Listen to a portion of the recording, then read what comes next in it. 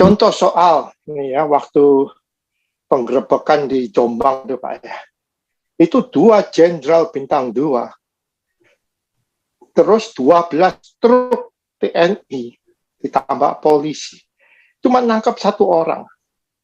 Jadi pertanyaan saya, apakah Indonesia ini ada kapabilitas kalau umpama yang saya ngomong jelek nih ya,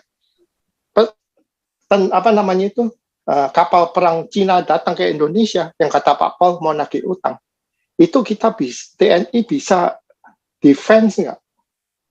Yang mau nangkap 1 orang di Jombang aja mesti ngeluarin 12 truk tentara, gimana sih?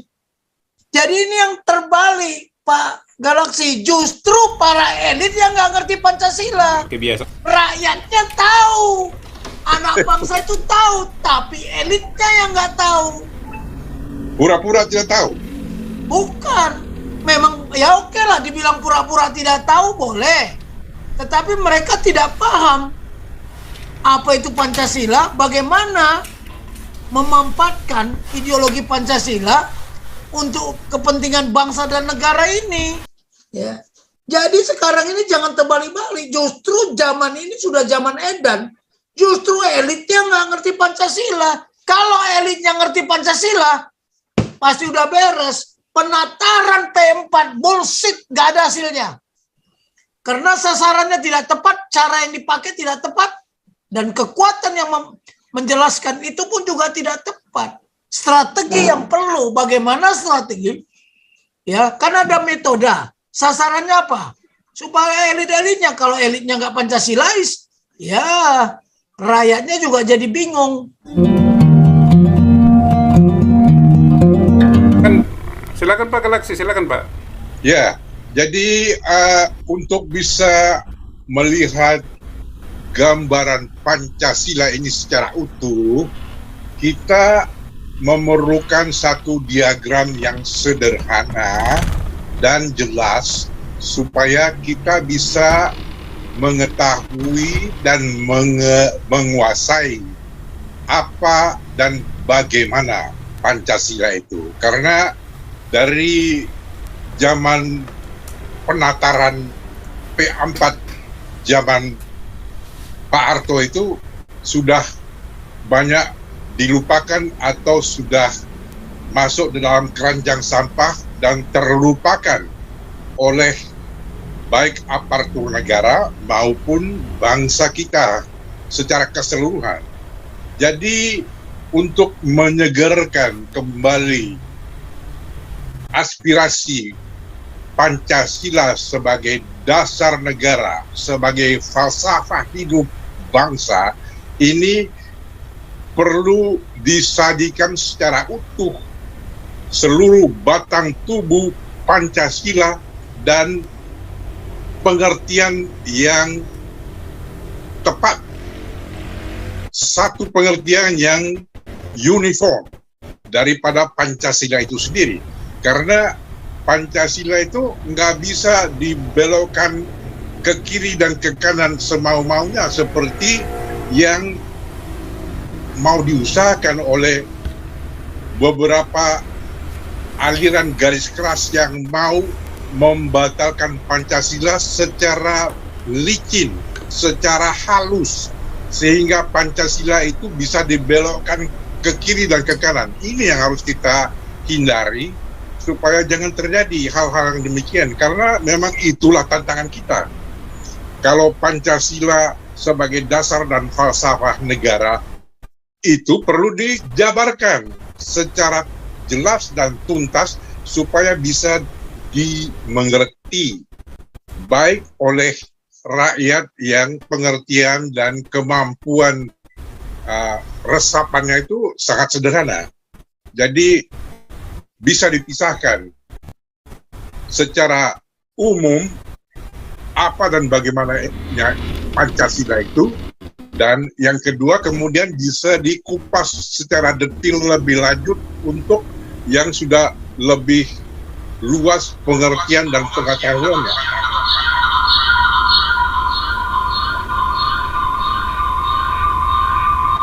Nanti Amir suaranya bergema.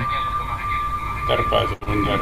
Jadi ini langkah pertama yang kita perlukan supaya semuanya itu bisa berjalan lancar, sehingga mulai daripada tukang beca, emak-emak, dan rakyat jelata itu bisa menghayati dan mengetahui secara gamblang apa itu Pancasila dan mengapa kita perlu Pancasila itu. Karena tanpa pijakan Pancasila ini tidak akan mungkin kita akan take off menjadi negara nomor 1 atau nomor 3 atau nomor 5 di dunia ini. Karena selalu saja ada unsur-unsur anasir-anasir pemecah belah yang mau menunggangi Pancasila ini sebagai kepunyaan mereka sendiri atau versi mereka sendiri, sehingga pengertian Pancasila itu bisa datang dalam 10 macam. Nah, ini nggak benar. Ini yang perlu kita hindari.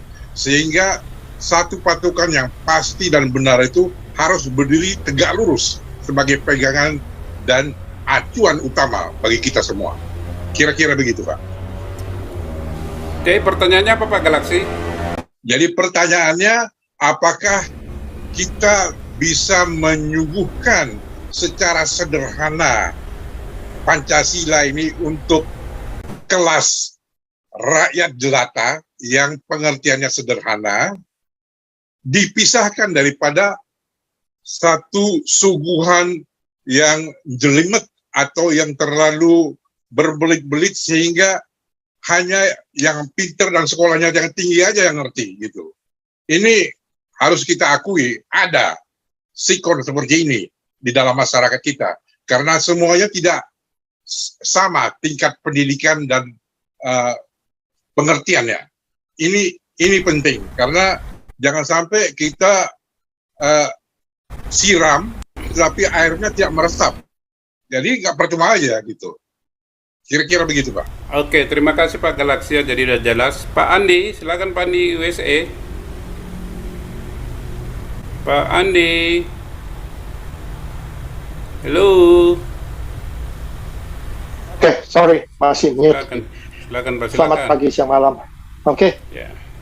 Pak Santemer, kamu pulanglah. Jangan terlalu lama kau di Medan tuh. Kacau balau tuh. Signal pun kacau. Jangan kamu mualaf nanti kau. Anyway. Aloha Pak Tobing. Saya cuman supaya izinkan saya jadi orang jahat nih di sini. Contoh soal nih ya, waktu penggerebekan di Jombang tuh Pak ya. Itu 2 jenderal bintang 2. Terus 12 truk TNI ditambah polisi. Cuma nangkap 1 orang. Jadi, pertanyaan saya, apakah Indonesia ini ada kapabilitas kalau umpama yang saya ngomong jelek nih ya, kapal perang Cina datang ke Indonesia yang kata Pak Paul mau nagih utang, itu kita TNI bisa defense nggak? Nah, mau nangkap 1 orang di Jombang aja mesti ngeluarin 12 truk tentara, gimana sih? Enggak, Pak Jenderal, silakan Pak Jenderal. Untuk kedua pertanyaan dari Pak Galaksi dan Pak Andi. Boleh? Bentar, udah bisa dengar. Sudah Pak, bagus Pak, lanjut. Jadi begini, Pak Galaksi. Ya, Pak. Malah sekarang ini sudah terbalik-balik. Jadi mohon maaf ya, kita jangan lagi menyampaikan terminologi rakyat jelata. Jadi lebih bagus kita menyampaikan anak bangsa sajalah. Oke. Terminologi ini menjadi aksioma, malah rakyat itu jadi komentar dia. Jadi ini yang terbalik, Pak Galaksi. Justru para elit yang nggak ngerti Pancasila. Kebiasaan. Rakyatnya tahu, anak bangsa itu tahu, tapi elitnya yang nggak tahu. Pura-pura tidak tahu. Bukan, memang ya oke lah dibilang pura-pura tidak tahu boleh, tetapi mereka tidak paham apa itu Pancasila, bagaimana memampatkan ideologi Pancasila untuk kepentingan bangsa dan negara ini. Kalau kita bilang rakyat jelata ya, semua anak bangsa. Sebelum ada kata Pancasila yang resmi sebagai ideologi bangsa ini, mereka sudah mengaktualisasikan, sudah mewujud nyatakan di dalam kehidupan apa? Bermasyarakat, berbangsa. Ya katakanlah, bermasyarakatlah. Karena mereka kan dulu belum ada yang namanya bangsa Indonesia kan. Sudah zaman Sriwijaya, zaman Mojopahit, zaman-zaman dulu. Nenek moyangnya orang Batak aja sudah melakukan nilai-nilai Pancasila. Justru elit sekarang ini dikasih pelajaran, dikasih bimbingan, juga nggak ngerti kok. Apakah pernah sekarang? Saya mau tanyalah di Zoom ini. Pernah nggak mengemas Pancasila sebagai pusat kekuatan? Kalau sebagai groundsel, filosofi dasar negara mah sudah. Tetapi sebagai pusat kekuatan, ide yang dilogoskan menjadi konsep strategi setiap pemerintahan, yang di pusat, yang di daerah. Pertama sekali dia harus berpikir melindungi segenap bangsa Indonesia harus berdasarkan ideologi Pancasila sesuai dengan amanat.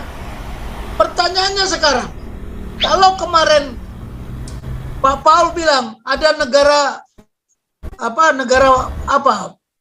negara Sumatera Barat yang bersyariah, dia ngerti Pancasila nggak? Bahwa itu gubernur loh. Sekolahnya mungkin sudah tinggi-tinggi. Tapi itu tadi, dia ngerti nggak? Nggak ngerti. Justru elitnya yang nggak ngerti.